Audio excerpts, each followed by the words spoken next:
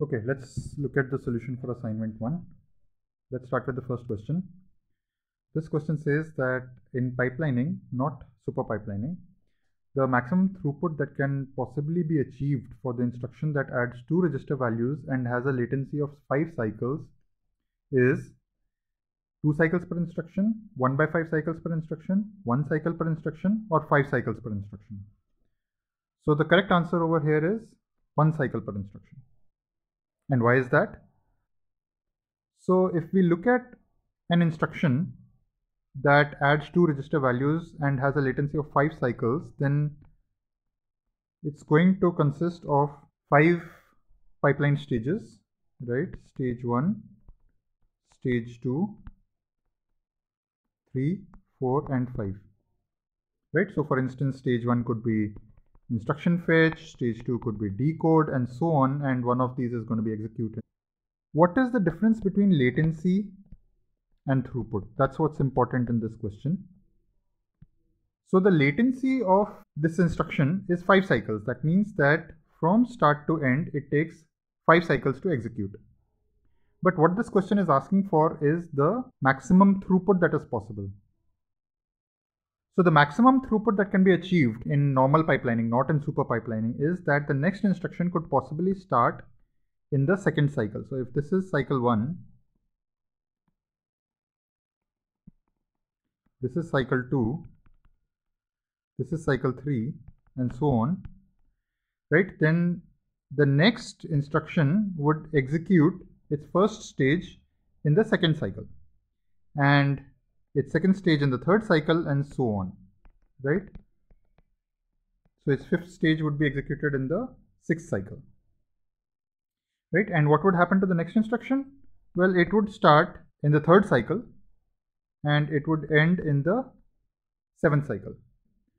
So if you look at the throughput is that if you have lots of such instructions which are executing, what is the rate at which you are finally executing the instruction? And what's important is to note that one instruction is going to be completing every cycle. So in the fifth cycle, one instruction completed. In the sixth cycle, another instruction completed. In the seventh cycle, another instruction completed, and so on. Therefore, the final throughput that we get is one instruction completing every cycle, and therefore the answer is 1 cycle per instruction. So remember again, the question is asking for the maximum throughput, not the latency. The whole point about pipelining is that you can issue a new instruction every cycle, and therefore an instruction can complete every cycle.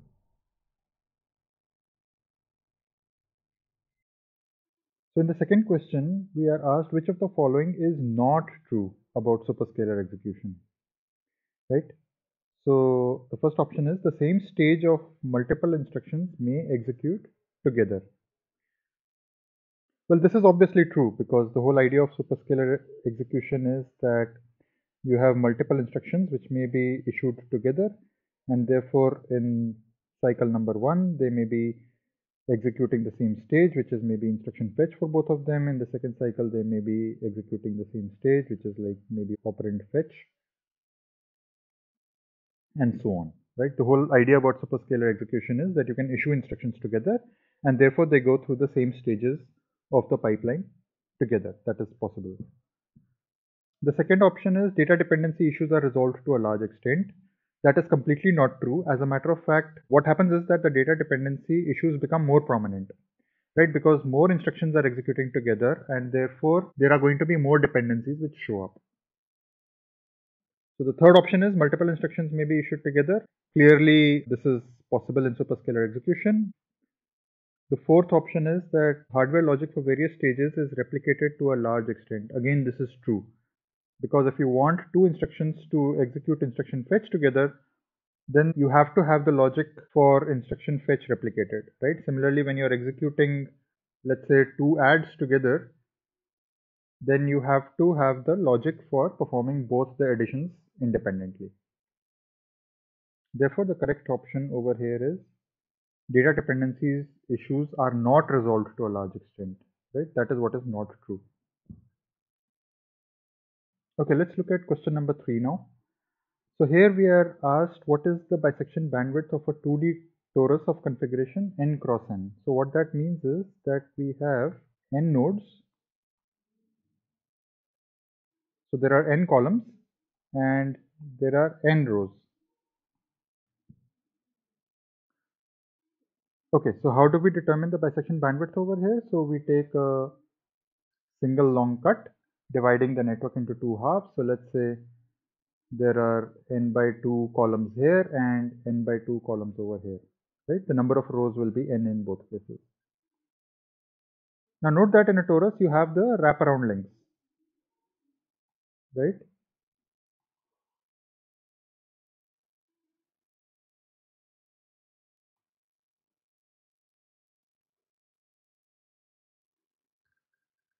So if we look at this bisection, right, this cut, what we observe is that there will be one link for every row crossing this cut, right? So in all we will have n links, horizontal links crossing the cut like this. Moreover, we will have these wraparound links, right? And these are also being cut by this cut because these are joining a node which is on the left hand side to the node which is on the right hand side. Therefore, the total bisection bandwidth of a 2D torus on configuration n cross n is 2n.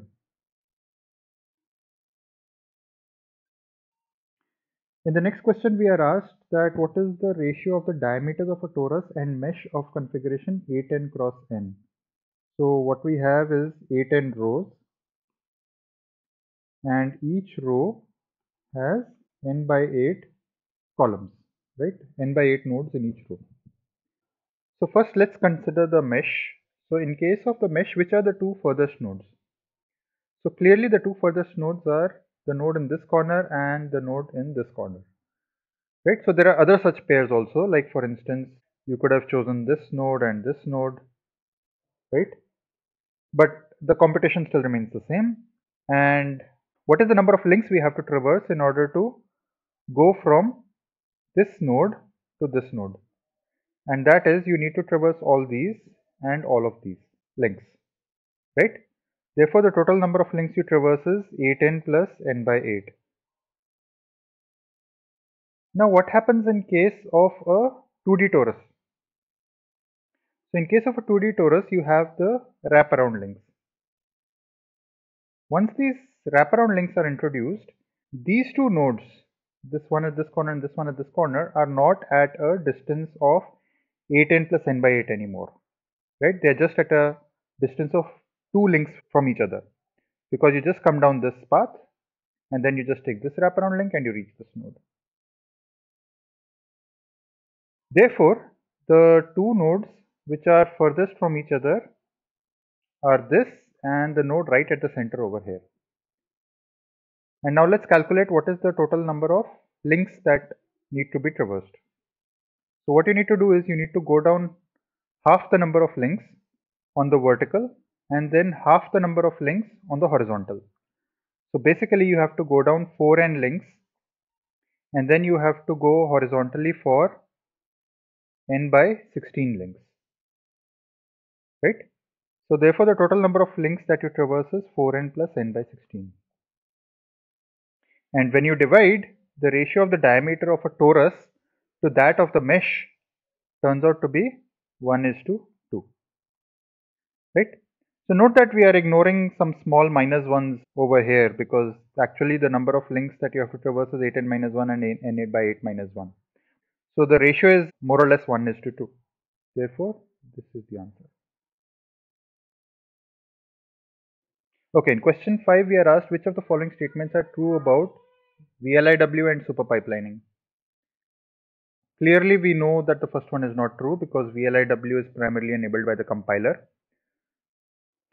Secondly, we know that this is not true. Super pipelining has no view of the dynamic state, whereas VLIW does. That is not true because actually super pipelining has the view of the dynamic state because it is done at runtime. And VLIW is something enabled in compilers and it has no view of the dynamic state. Now this option, super pipelining, requires more complex hardware than VLIW. We know that's true because instruction issued decisions have to be made at runtime. Therefore, this option is true. And finally, in super pipelining, instruction issue decisions are made in real time, whereas in VLIW, these decisions are made offline. This is also true, right?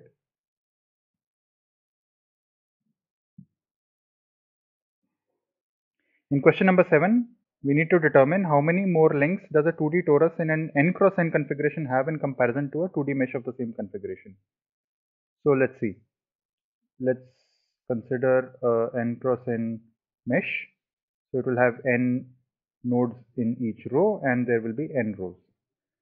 Now let's count the number of extra links that you have to add to make this a torus. So first you have to add all the horizontal wraparound links. So how many links have we added? We have added n links.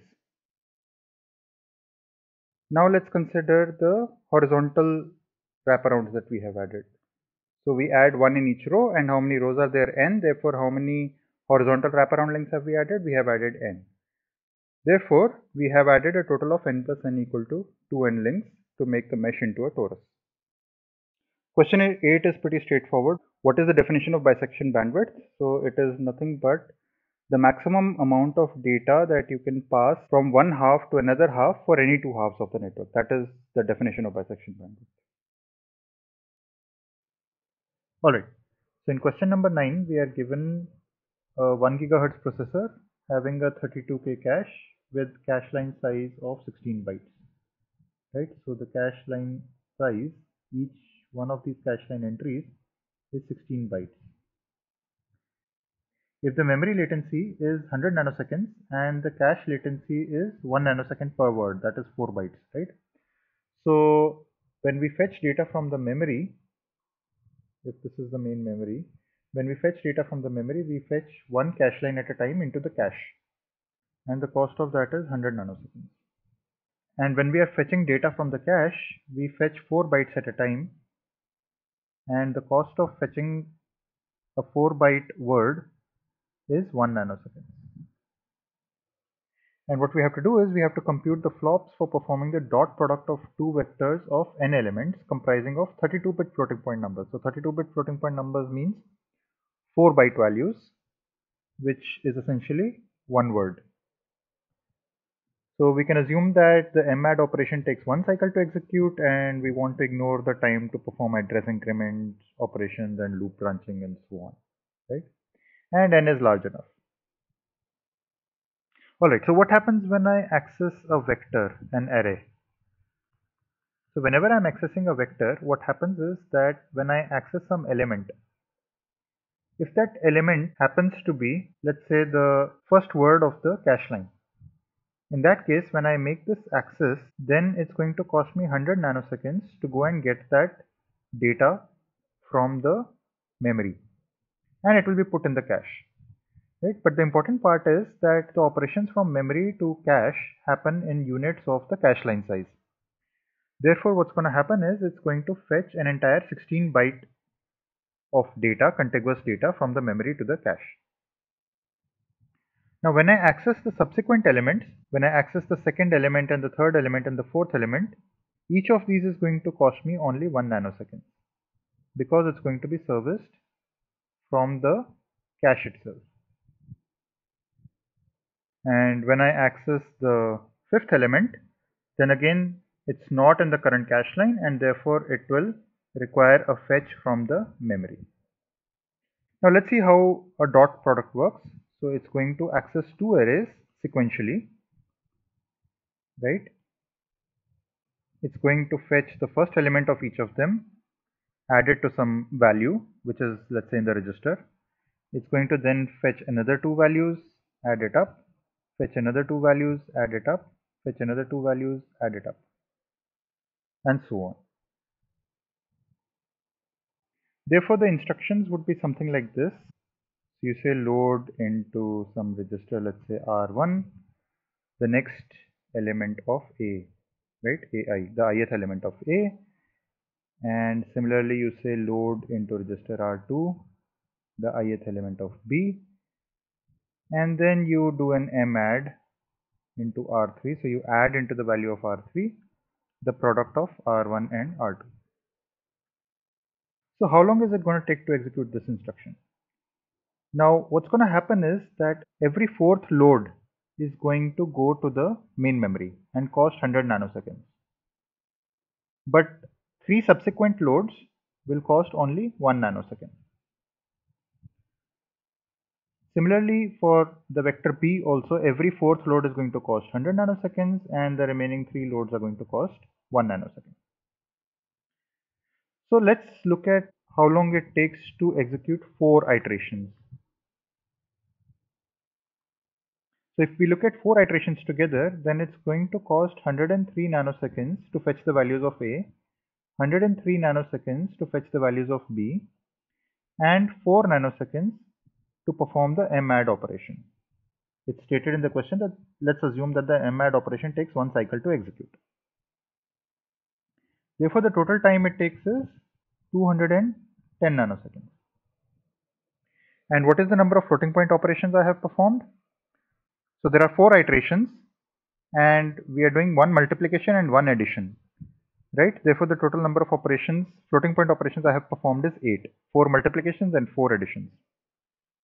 So what is the total flops that I get? So flops is going to be equal to the number of operations divided by the time it takes, which is 210 nanoseconds,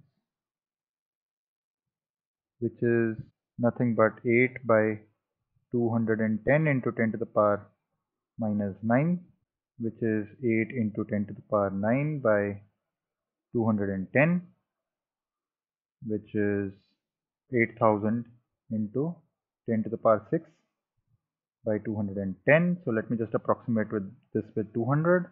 So if I cancel out 200 with 8000, I get about 40, right? So this is going to be 40 megaflops, and hence the correct answer is approximately 40 megaflops. Okay, one important thing to note over here is that there are two aspects of cache, the temporal locality and the spatial locality. And when we are doing a dot product, we are not reusing data, right? We are not reusing data. What we are actually benefiting from is spatial locality, that when we access some data, then we access the data around it, right? We are actually accessing the data sequentially in a streaming manner. So let's go back to question 6 and understand the implications of this for question number 6. So question number 6 asks, which of the following are necessary to compute the cache hit ratio for dot product computation? So let's recall what the cache hit ratio is. Cache hit ratio is defined as percentage of cache hits times cache latency, right? Because whenever we have a cache hit, the time it's going to take is equivalent to the cache latency plus percentage of cache misses into memory latency, right? Because whenever we miss the cache, we have to go and fetch the data from the memory, which costs us time equivalent to the memory latency. So in this question, we are looking at dot product computation. So how do we figure out these parameters, right? So this is the cache, and let's see what a cache line looks like. So what will happen is when we are doing the dot product of A and B, as we saw in the previous question, we need to determine how many cache hits and how many cache misses we are going to have. And that is going to be dependent on the cache line size. If the cache line size is B bytes and the word size is W bytes, the size of an array element is W bytes. Let's assume that B is a multiple of W. What's going to happen is that there will be B by W words in every cache line. So out of this, one will be a cache miss. That will cause this entire cache line to be loaded, and the subsequent B by W minus one of them will be cache hits. Right? So what's important? The important thing is that size of an element of the array is important. The cache line size is important because we can only determine the percentage of cache hits and cache misses based on these factors. And memory latency is of course important, right? That's in the formula for computing the cache hit ratio itself. So the only thing left is the number of cache line entries. And now what's important is that in a dot product, the cache size does not come into play, because the only thing that affects the performance is the number of array elements that can fit in a cache line, right? Because the only thing coming into play is the spatial locality and not the temporal locality, because we are not reusing data in a dot product.